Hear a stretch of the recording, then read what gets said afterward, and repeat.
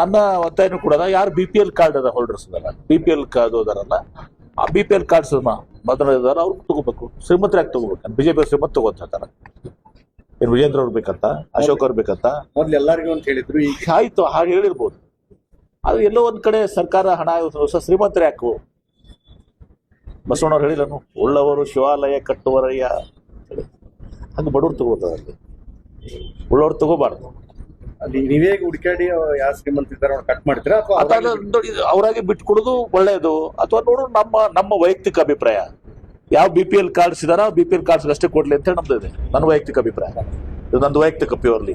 BPL card ಇದ್ದವ್ರು ಬಿಟ್ಟು ಉಳಿದವ್ರು ತಗೊಳ್ಬಾರ್ದು, ಕೊಡಬಾರ್ದು ಸರ್ಕಾರನು ಕೂಡ. ಅಲ್ಲ, ಆ ರೀತಿ ಯಾರು ಬಿಟ್ಕೊಡ್ಲಿಲ್ಲ ಅಂದ್ರೆ ನೀವು ರಾಜ್ಯ ಸರ್ಕಾರ ಅಂತ ಕಟ್ ಆಫ್ ಮಾಡ್ತೀರಾ? ನನ್ನ ವೈಯಕ್ತಿಕ ಭಾವನೆಯನ್ನು ಹೇಳಿದ್ದೀನಿ. ರಾಜ್ಯ ಸರ್ಕಾರದಲ್ಲಿ ಅಂತ ಯಾವುದು ಕೂಡ ಇಲ್ಲ. ಏನು ರಾಜ್ಯ ಸರ್ಕಾರ ಮುಂದೆ ಅಂತ ಯಾವುದೂ ಪ್ರಸ್ತಾವನೆ ಇಲ್ಲ. ಅದು ನನ್ನ ವೈಯಕ್ತಿಕ. ಶ್ರೀಮಂತರು ತಗೋಬಾರ್ದು, MP ಪಾರ್ಟಿ ತಗೋಬಾರ್ದು. ಆಮೇಲೆ ಇದನ್ನ ಕೇವಲ BPL ಕಾರ್ಡ್ ಹೋಲ್ಡರ್ಸ್ ಎಲ್ಲ ಅವ್ರಿಗೆ ಇದು ಮಾಡಬೇಕು, ಅವ್ರಿಗೆ ಅನುಕೂಲ ಆಗುತ್ತೆ. ಅವ್ರಿಗೆ ಅನುಕೂಲ. ಶ್ರೀಮಂತರಿಗೆ ಹಾಕ್ಬೇಕು. ಈಗ ನನಗೆ ಬೇಕಾಗಿದೆ, ನನಗೆ 2,500 ರೂಪಾಯಿ ಬೇಕಾನ? ನನಗೆ ಬೇಕಾನ? BPL ಮಾನದಂಡ ಅಂದ್ರೆ BPL ಏನ? BPL ಮಾನದಂಡ ಇದೆ ನೋಡೋಣ. ಅದ್ರ ಏನ್ ಚಿಂತೆ ಇದು ಇದು ನನ್ನ ವೈಯಕ್ತಿಕ ಅಂತ ಹೇಳಿದ್ರೆ, ಮತ್ತೆ ಎಲ್ಲರೂ ನೀವು ಹೇಳಿದ್ರಿ ಸರ್ಕಾರದಲ್ಲ, ಇದು ನನ್ನ ವೈಯಕ್ತಿಕ. ನಾನು MP ಪಣ ತಗೋಬಾರ್ದಂತೆ ನಂದು ವೈಯಕ್ತಿಕ ಹೇಳಿದ್ದೀನಿ.